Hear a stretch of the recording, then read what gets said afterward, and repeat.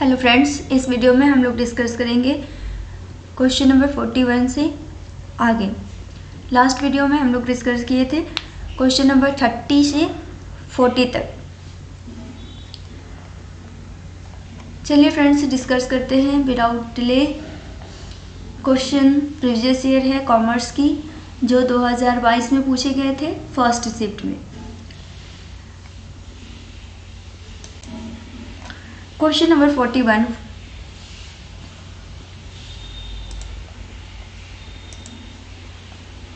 pricing practice of setting a price target and then developing a product that would allow the firm to maximize total profit। Okay, कौन सा ऐसा है जो कि total profit को maximise करता है at the price is called, क्या कहते हैं इसको? तो इसको हम लोग कहते हैं प्राइस लाइनिंग। ओके, इसको कहेंगे प्राइस लाइनिंग। 42 फ्रेंड्स, हम लोग आज फास्ट करेंगे क्योंकि कुछ ज़्यादा क्वेश्चन है आज की। थोड़ा पेशेंस बना के रखिएगा और क्वेश्चन समझने की कोशिश कीजिएगा। Which of the following are the parameter in the financial inclusion index? कौन कौन सा ऐसा है जो कि पैरामीटर है फाइनेंशियल इंक्लूजन के? साथ साथ करते हैं। एफोर्डेबिलिटी, ये तो पैरामीटर नहीं होता ना एफोर्डेबिलिटी। अवेलेबिलिटी ऑफ यूजेज होगा, इजी ऑफ एक्सेस, ट्रांसपेरेंसी होगा या नहीं? ट्रांसपेरेंसी होगा लेकिन डिस्क्लोज नहीं, ठीक है। और quality of financial inclusion, quality तो होना ही है, तो ऑप्शन नंबर डी हमारा हो जाएगा आंसर। 40 नंबर 3, आगे बढ़ते हैं। विच of the among information shall be disclosed for all public issue of share irrespective of their issue price? कौन सा होगा इनमें से? अर्निंग पर शेयर होता है, ठीक है। डिविडेंड पे आउट रेशियो ये हम लोग निकालते हैं, ये नहीं होगा। ये इंडिविजुअल निकाल सकते हैं जब शेयर देते हैं तो। प्री इशू ये होगा। अर्निंग पर इक्विटी शेयर, ठीक है। Average return on net worth in last 3 years, ठीक है। इसको हम लोग देखते हैं लास्ट 3 ईयर का एवरेज रिटर्न कितना है नेट वर्थ का। डी होगा नेट एसेट वैल्यू पर share based on the last balance on share balance sheet, तो ऑप्शन नंबर बी हो जाएगा हमारा answer. This is correct. Now question number 44, properties of a good point estimator include? good point estimator कौन कौन सा include करता है? Stationery, क्या जरूरत इसको करने क्या? गुड पॉइंट एस्टिमेटर में ये नहीं होता। इफिशियंसी देखा जाएगा, कितना इफिशियंट है वो, कंसिस्टेंसी कितना है उसकी, और न्यूट्रलिटी तो नहीं होगा, अनबायस्डनेस होगा। ओके, तो हमारा आंसर हो जाएगा D. Next, which of the following are the properties of binomial distribution? Binomial distribution, इसका कौन कौन सा प्रॉपर्टी है? तो इसकी प्रॉपर्टी होती है सिमेट्रिक और स्क्यूड होगा। यूनी मॉडल एक में होता है, ये नहीं होगा। असिमेट्रिक नहीं होगा, असिम्प्टोटिक नहीं होता है friends. N and P are the 2 parameters. हाँ, इसका एन और पी पैरामीटर्स होता है दोनों बाइनॉमिनल डिस्ट्रीब्यूशन का। म्यू एंड स्टैंडर्ड डेविएशन नहीं होता है, ठीक है। तो ऑप्शन ए और डी, बी में अवेलेबल है, तो बी हमारा आंसर हो जाएगा। Which is the single most important driver of innovation? जो कि जेरार्ड जे टेलिस 2023 में दिया था उन्होंने किसी भी फॉर्म में, क्या होगा बताओ? Most important driver of innovation culture, क्या होगा फ्रेंड्स? कल्चर। ओके, 46 का option number D.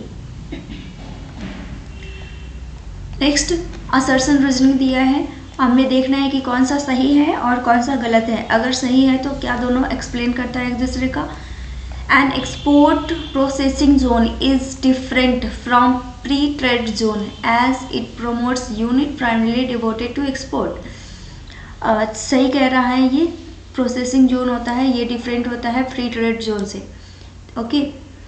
Goods imported to a free trade zone may be re-exported without any processing in the same form,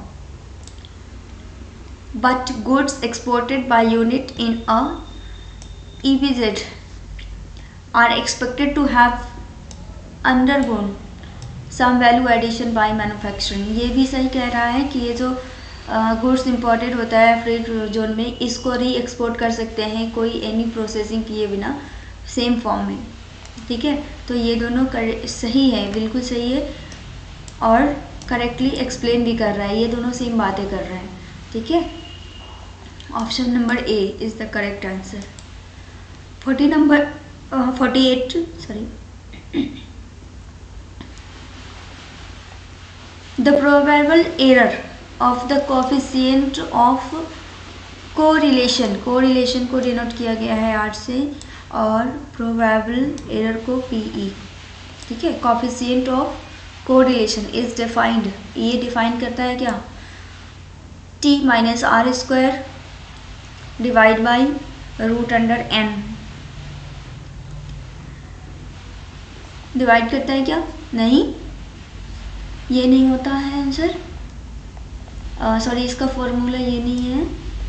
फिर दूसरा क्या कहता है, when the null hypothesis is true, null अगर true है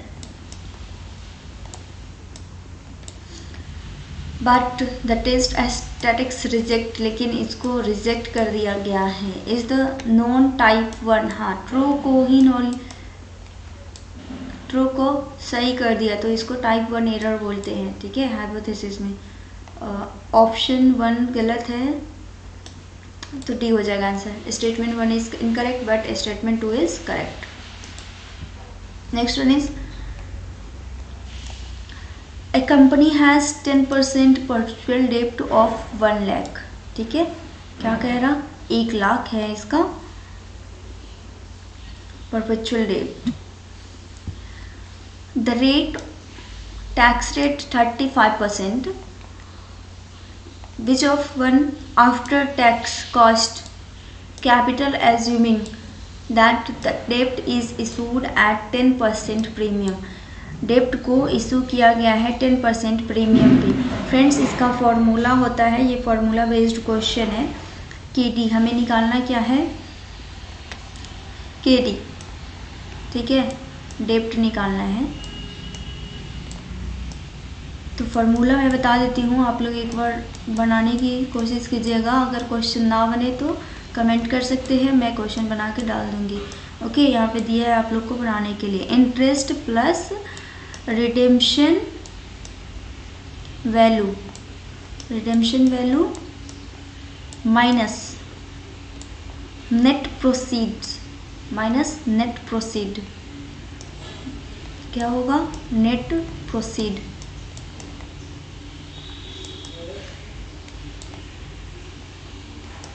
into 1 minus tax कितना है 35%. 35% के क्या हो जाएगा 0.35. ओके, परसेंटेज निकालेंगे तो 100 से डिवाइड कर देंगे 0.35 हो जाएगा इसका. यहाँ पे हम लोग लिख लेंगे 1 माइनस 0.35 कर लेंगे तो आ जाएगा हमारा 0.65 डिवाइड बाई n. अब इस टोटल का डिवाइड करना है आप friends. Okay, divide by redemption value plus net proceeding. Shortcut लिख रही हूँ, आप लोग एक बार देख लेना. Net proceed divide by 2, net proceed divide by 2. Okay, ये हमारा केडी का फॉर्मूला है टोटल.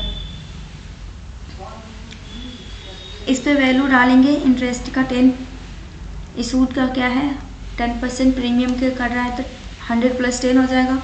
टैक्स आप लोग को पता चल गया कि 35% है तो 0.35 हो जाएगा. बाकी इस फॉर्मूला पे बस वैल्यू पुट आउट कर देना है। इसका आंसर आ जाएगा फ्रेंड्स 5.91। ओके,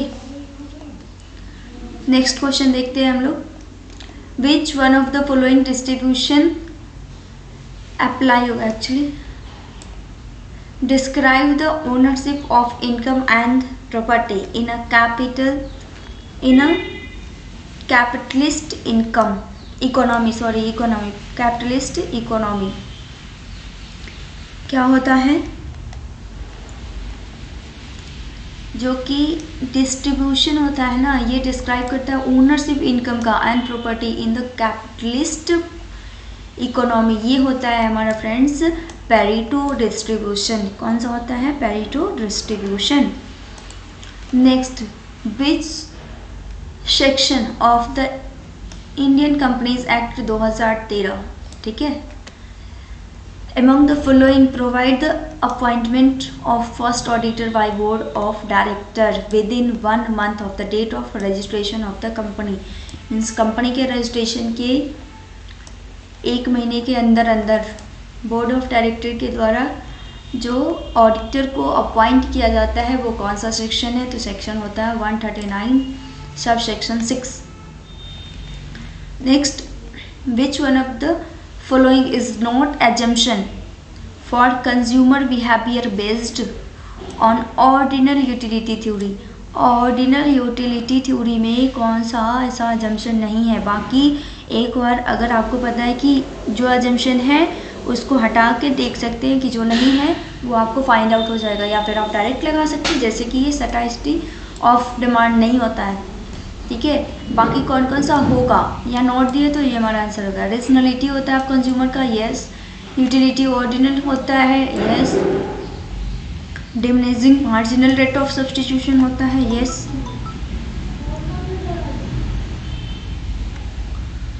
नेक्स्ट,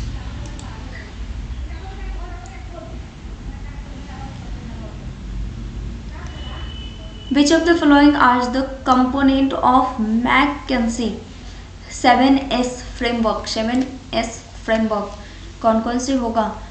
मैकेंसी ने 7S दिया था उन्होंने, उनमें से कौन कौन सा होगा? शेयर्ड वैल्यू होता है, बी नहीं होगा। प्रोक्योरमेंट नहीं होता है, स्ट्रैटेजी होगा इसका। स्ट्रैटेजी के बाद टेक्नोलॉजी डेवलपमेंट नहीं होगा, सिस्टम होगा। Okay, option number A is the correct answer. Next, why which to long term government bond the investor acquire an asset whose price fluctuates as interest rate very. कौन सा है?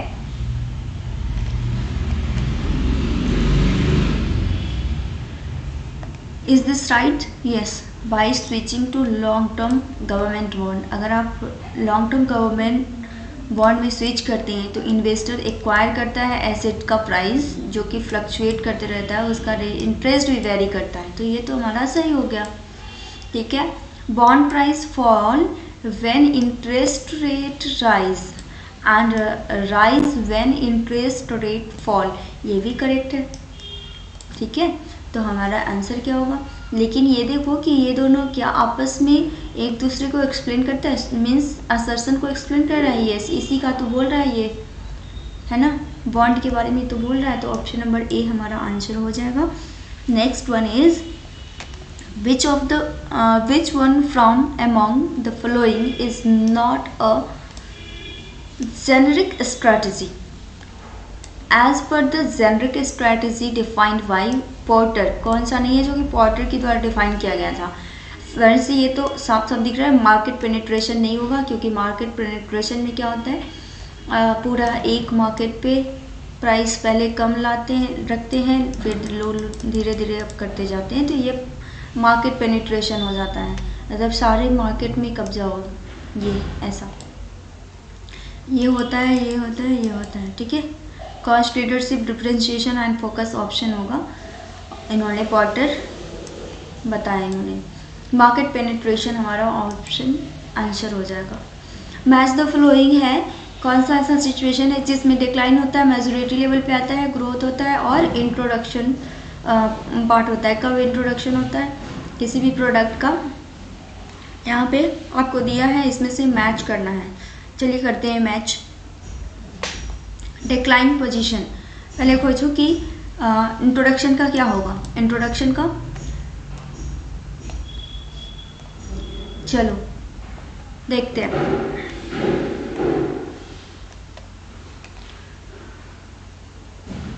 Charge cost plus price. जब हम introduction करते हैं, introduce करते हैं किसी भी प्रोडक्ट का, तो जितना कॉस्ट होता है उसमें हम ऐड करते हैं ना, जितना चार्जर लगता है उसको, तो हम क्या देंगे यहाँ पे? Charge cost plus price. Okay, उसके बाद वो धीरे धीरे ग्रोथ होता है। ग्रोथ में कौन सा आएगा? ग्रोथ जब करेंगे तो प्राइस टू पेनिट्रेट मार्केट। ठीक है, प्राइस ऐसा रखेंगे कि मार्केट में अपनी जगह बना पाए। ठीक है, पेनिट्रेशन हो पाए। मैच्योरिटी लेवल पे कब आएगा वो? मैच्योरिटी लेवल पे आएगा प्राइस टू मैच और बीट कंपिटिटर्स प्राइस। ठीक है, जब बीट होता है तब डिक्लाइनिंग पोजीशन पे होता है, प्राइस धीरे धीरे रिड्यूस होने लगता है। ऑप्शन नंबर किस में आएगा? ऑप्शन सी।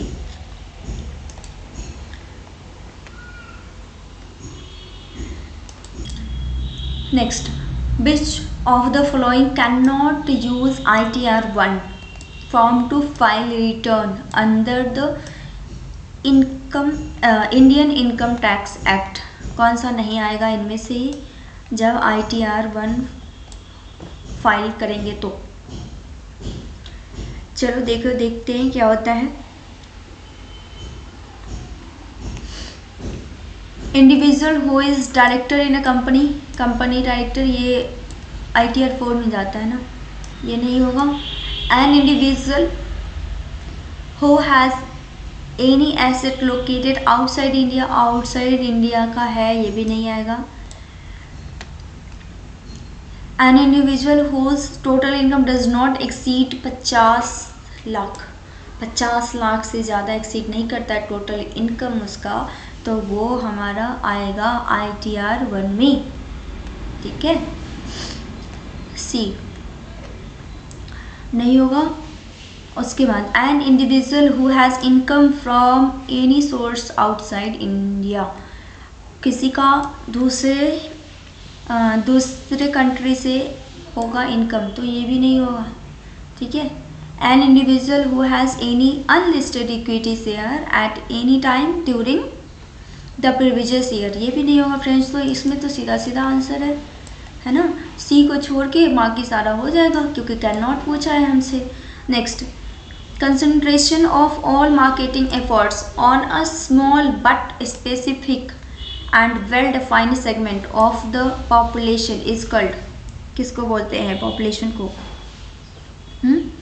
नीश मार्केट में क्या होता है, कुछ ये छोटे पे ध्यान दिया जाता है। यहाँ पे क्या कह रहा है? Concentration of all marketing efforts और स्मॉल बट स्पेसिफिक। ओके, तो ये नीश मार्केटिंग हो जाएगा। नेक्स्ट, मैच करना है। स्टैटिक का फॉर्मूला दिया हुआ है फ्रेंड्स, फॉर्मूला से ज़रूर क्वेश्चन आता है, आप लोग एक बार रिवाइज करके जाना और क्वेश्चन प्रीवियस ईयर जरूर लगा के जाना। Summation O observe minus expected का whole square divide by expected, इस किसका फॉर्मूला है? का स्क्वायर का। ठीक है, किसका फॉर्मूला है? का स्क्वायर का है। 12n डिवाइड बाई n+1, फिर summation r square n j minus 3n+1, ये किसकी है फॉर्मूला? h टेस्ट कुर्स्कर वालिस का है। x minus mu divide by standard error, ये किसका होता है? z का। f टेस्ट का होता है बिटवीन डिवाइड बाई विदिन। ठीक है, option number C answer. When the price increase of a commodity next question क्या कहता है, जब किसी कमोडिटी की प्राइस इंक्रीज होती है is followed by the increased total revenue, which one of the following is the price elasticity coefficient? कौन सा होता है, जब वो लेस दैन 1 होता है देन प्राइस इलास्टिसिटी कोफिशिएंट होता है लेस दैन 1. क्या बोलेंगे इसको, लेस दैन 1. ये तो लॉन्ग टर्म प्रोडक्शन फंक्शन का फॉर्मूला है फ्रेंड्स, ये देखते हैं आप लोग बता देंगे कौन सा होता है. Q इक्वल टू ए के का ए के ए एल बी. ठीक है, पावर में ध्यान रखेंगे ए के ए पावर होगा ए के का. Next, arrange the flowing ratio in the increasing order. Increasing order में अरेंज करना है और उसकी सिग्निफिकेंस बताना है आप लोग को. Prediction of industrial sickness. ठीक है, एटमान 1966 के अकॉर्डिंग. चलो देखते हैं सबसे पहले कौन सा होगा, यहाँ पे दिया हुआ है ना, मार्केट वैल्यू ऑफ इक्विटी. सबसे पहले होगा मार्केट वैल्यू ऑफ इक्विटी को लेंगे divide by book value of total डेब्ट, इसको लेंगे तो ये हो जाएगा हमारा 1 नंबर में.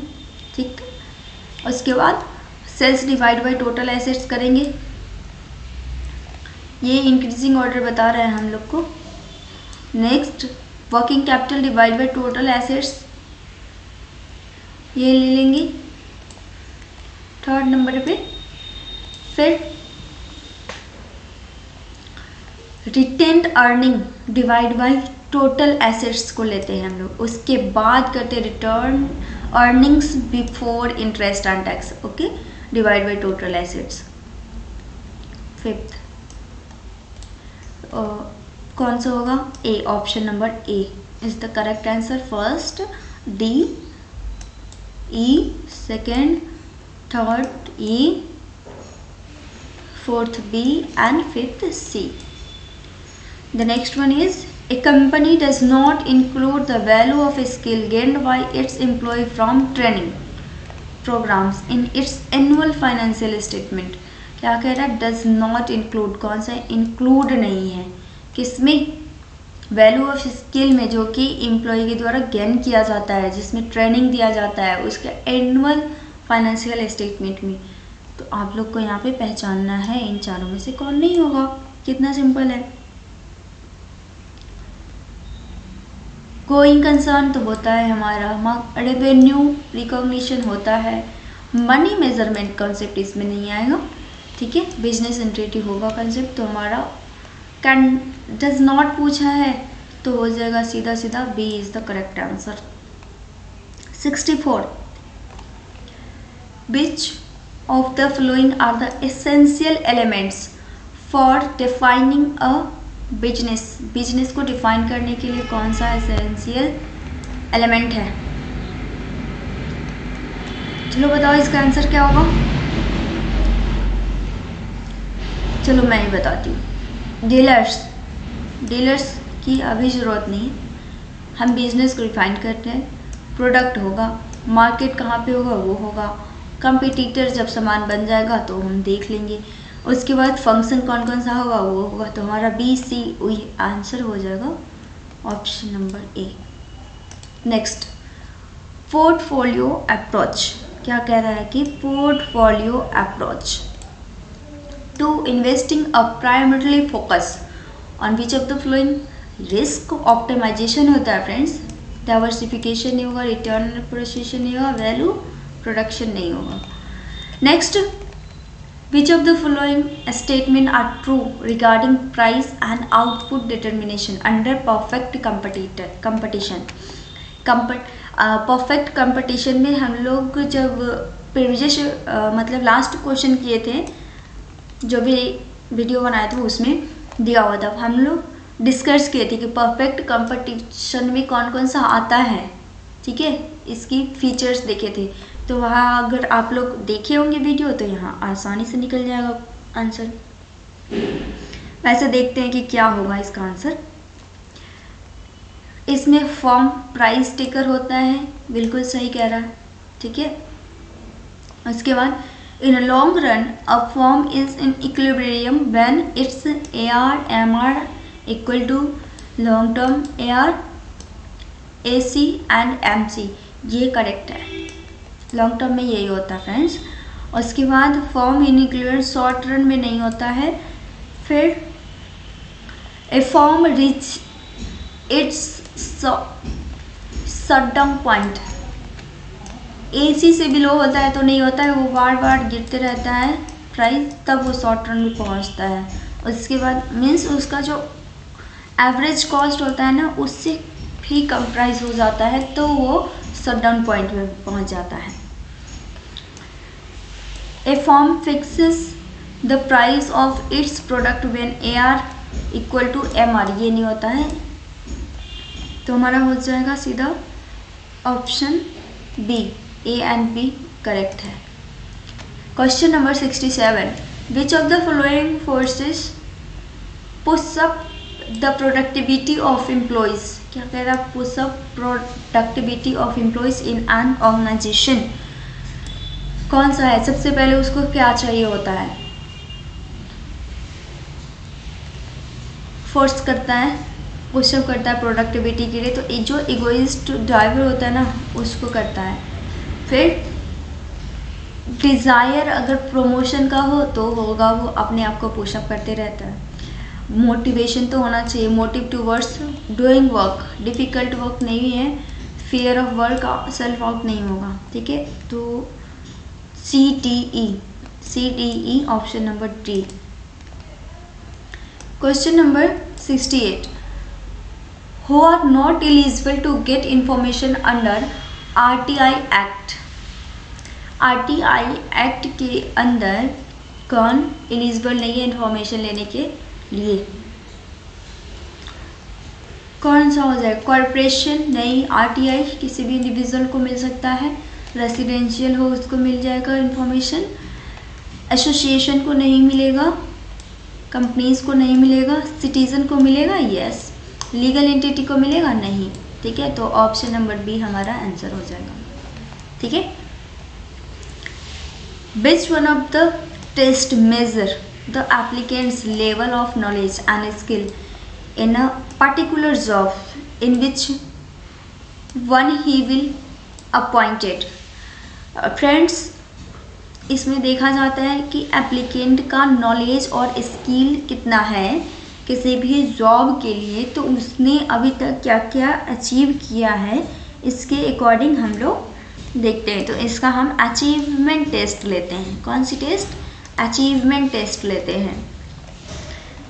Question number 70, which one of the following duties is not general duty of director of companies, कौन सा ड्यूटी नहीं है जनरल ड्यूटी ऑफ डायरेक्टर, ठीक है, कौन सा नहीं है?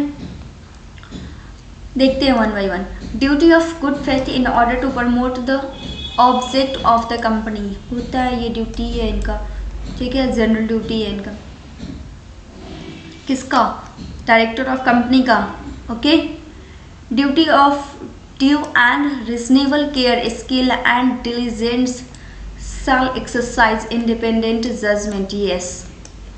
Duty to attend board meeting, ये ज़रूरी नहीं है कि वो बोर्ड मीटिंग अटेंड करे। ड्यूटी नॉट टू डेलीगेट और असाइंड हिज ऑफिस असाइनमेंट, ठीक है। ऑप्शन नंबर C आंसर हो जाएगा इसका, ओके। चलिए फ्रेंड्स, यहाँ पे आंसर दिया हुआ है। Thanks to watching. अगर वीडियो अच्छा लगे लाइक, सब्सक्राइब एंड शेयर कीजिएगा। एग्ज़ाम में जाने से पहले ज़रूर लगा के जाना, ओके। Thank you.